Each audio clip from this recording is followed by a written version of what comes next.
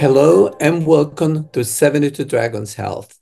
Today, we had the pleasure of speaking with Dr. Donna-Marie Palakiko. Dr. Donna-Marie Palakiko is a native Hawaiian researcher, health strategist, and practicing nurse.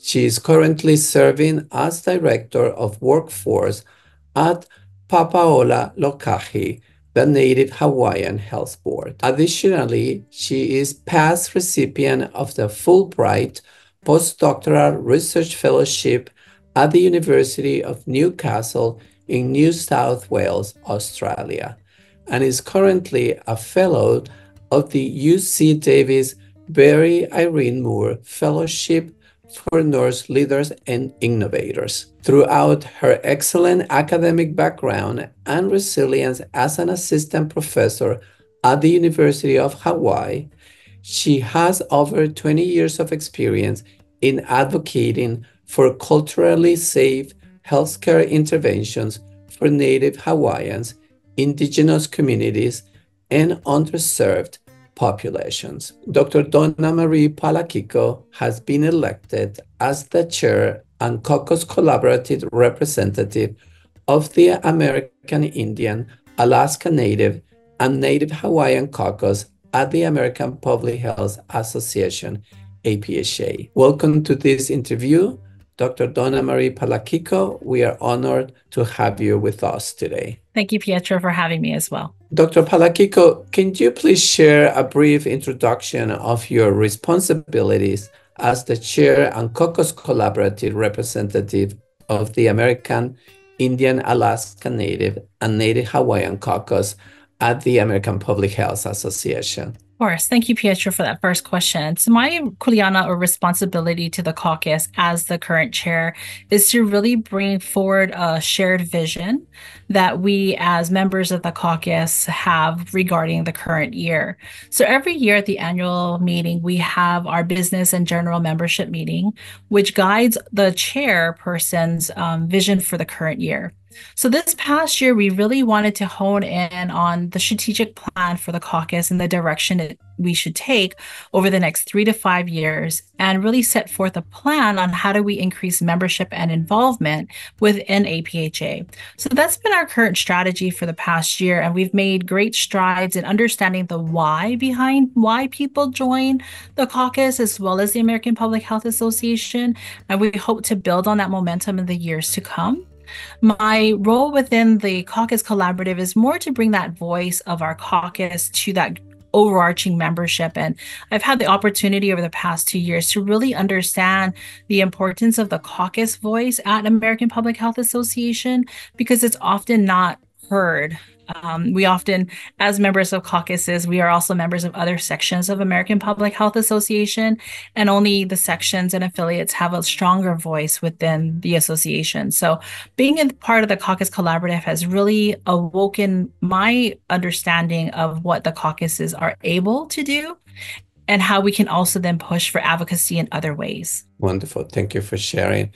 Now, how has your participation in the UC Davis Barry Irene Moore School of Nursing's fellowship program framed your leadership as advocate for equitable healthcare practice? Yeah, that's a great question. And I had some time recently to really reflect on that, because I'm currently also a candidate to the American Public Health Association's executive board. And I had to really think about what my leadership role has been and what it is to be a leader. And this fellowship has only amplified it for me to, I came in to the fellowship about 1.5 years ago with a very strong kahua or foundation around what leadership is, like the terminology of leadership. But then I understood it as what is a leader. And a leader is something very different than leadership qualities, right? So anyone can lead or be a leader within an organization, but to be able to lead a group of people is something very different. And this program has really sharpened my skill set and knowledge around the difference between leadership and leading. And what I found is that I really value having a shared vision with people, that I want to inspire others to do better, and also role model, right? So those are things that I really have been able to hone in as a fellow at UC Davis. And what has helped me to understand as a health advocate is that there are more than one avenue to do this work, right? So within the past 6 months, I've been able to step into national roles around policy and understanding how do you membership organizations, how do you change thinking, how do you bring about systems change. And I think these are the skills and the knowledge base that the school or the fellowship has really given me over the past year and a half. And I really appreciate that because I wouldn't have learned it anywhere else. And it probably would have taken me a few more years to really understand it for myself. But the fellowship has really been able to amplify that for me. Very exciting work. Now, your current research interest focuses on understanding the impact of cultural belief, moral values, and environmental transformations on disease management. Can you elaborate more about this? Yeah. So, it's interesting enough that as anything, things change in my life. And my research has really started to focus more on addressing the social and cultural determinants of health among Indigenous populations. And I think it changed when I went and did my Fulbright year in Australia and really wanting to understand from a different Indigenous groups, people's perspective about research.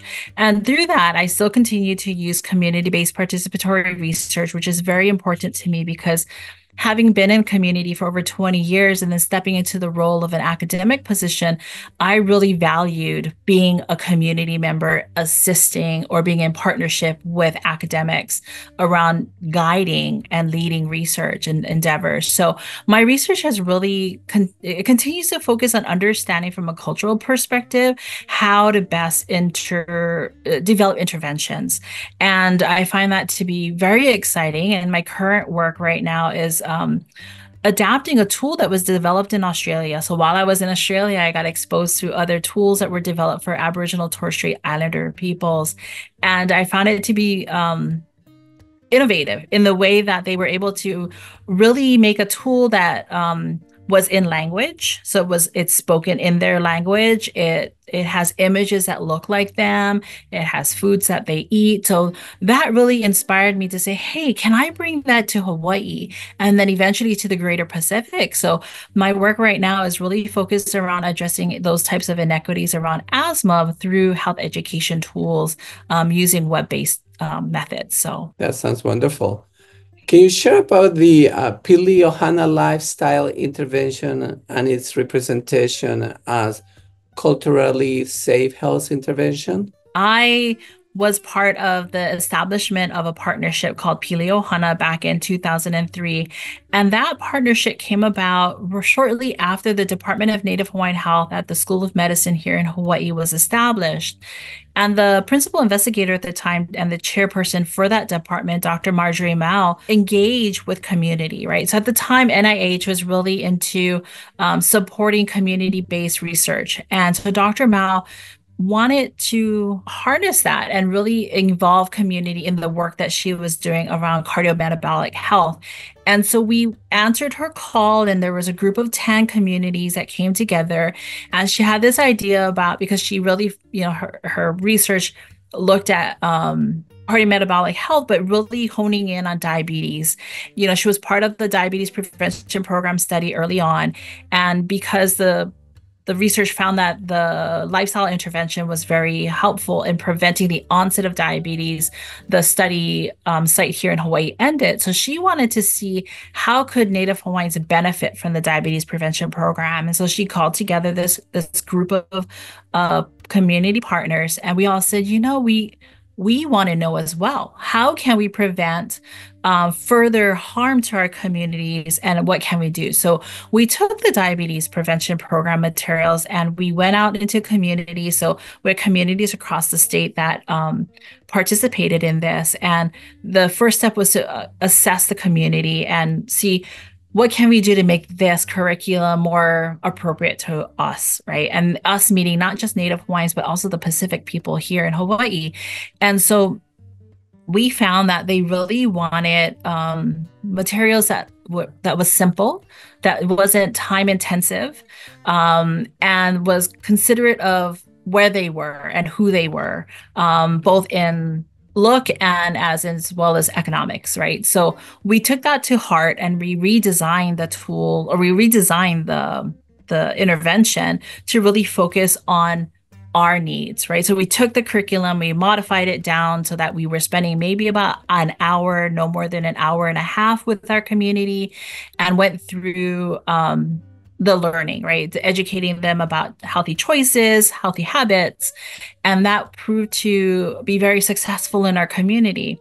One of the things we did learn in that process was initially we thought, oh, why don't we have some of our community-based providers run the sessions? And immediately we found that that was not in our best interest, because oftentimes in those 1.5 hour sessions, participants came back with lots and lots of questions about their own health problems. And the point of the curriculum was to encourage everyone to support one another to adopt this healthy lifestyle. So we learned a valuable lesson there and moved forward with more engagement with community health workers or lay people from the community that could facilitate these classes. Took away from that experience was that community is very important in helping us redesign. And so I think that's exactly the type of work that we should be doing moving forward, is really considering the voice of the community and how can we adapt evidence-based practices into new ways. And that's one of the things that drove me to bring that Australian asthma tool to Hawaii, because I felt that it was very important that we address another chronic condition that we face constantly here. A very innovative approach. APH8 is coming soon. Can you let us know about any exciting policy or initiative that the American Indian, Alaska Native, and Native Hawaiian Caucus will introduce at this year's American Public Health Association's annual meeting in Minneapolis, Minnesota? Yeah, so we are actually, thanks to the work of the American Public Health Association's past president and one of our members, Michael Bird, we have a session this year called Historic Determinants of Health and the Consequences for Indigenous People, a Call to Action. And this session will elevate the voice of Indigenous people through a conversation among its panelists. I'll be one of the panelists, along with a few other individuals that are on our caucus. And it's really an opportunity to have a conversation, a very open conversation about, the history that we've experienced. And even though my history in Hawaii might be a little bit different than my colleagues in Alaska or on the continental US, my Indigenous brothers and sisters, we all share something very similar, right? So we share an experience of colonization. And so we want to have that conversation because oftentimes, and this is something I'm borrowing from Michael again, why he always asks, why are the first people the last in any ranking or in any health conditions? And so it's really an opportunity for us as the caucus to lead the way around this hard conversation and really bringing not just representation or voice, but a stand around how can we be a part of the American Public Health Association? How can we be at the table to have these hard conversations around addressing health disparities and inequities within Indigenous communities?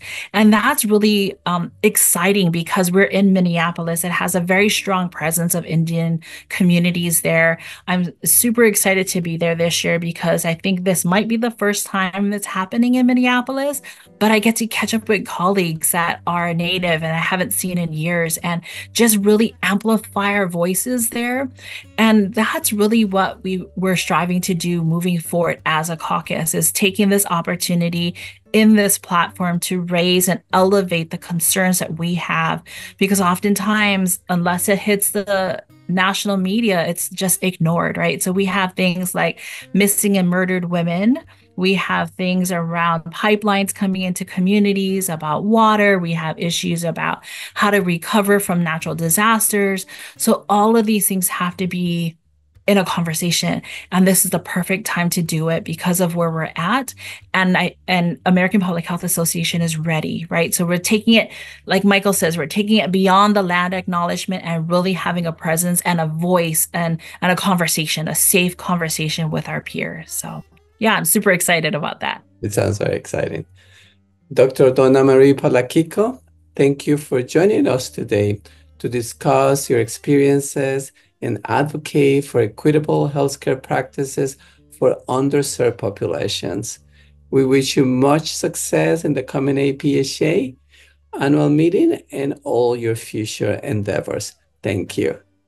Mahalo, Pietro. Have a great one.